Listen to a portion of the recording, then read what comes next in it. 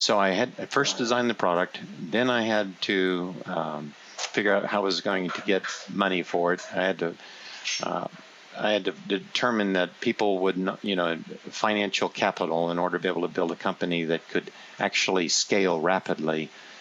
That means be able to go from not selling any to selling thousands of them rapidly.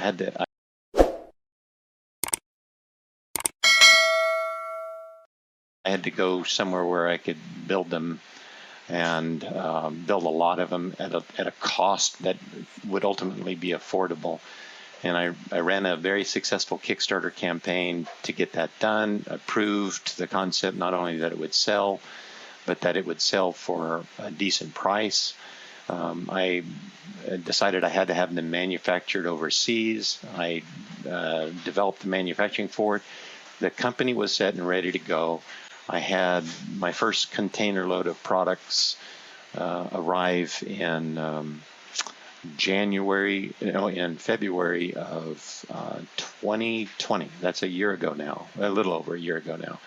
And so February 2020, I had, I think, 8,000 grill guns on my porch, and in my warehouse, and I had 6,000 of them already committed to the Kickstarter campaign to those people. So those went out the door. And I had another container coming in a month later, and then another one a couple of months later than that. So I had all of this inventory that I had been purchasing, creating POs, and basically betting on the come, if you will. And so in February, a craps reference, ladies and gentlemen. There you go. Yeah. And you gamble. Yeah, I get it. So so at the same time that is really because I was needing to get financing in order to grow the company very well, that one of the financial institution the bank that I was going to get a loan with, they required that I get a physical. And so I had a physical. I'm thinking, we didn't talk about this, but I've always considered myself in good shape. I mean, 6 months earlier, I had walked rim to rim on the Grand Canyon. I went in the South Rim and came out the North Rim. And there are not very many people who do that. And so I would have called myself very physically fit and very easily able to get. Well, easily able to get. You're slender and you look fit and you look like yeah.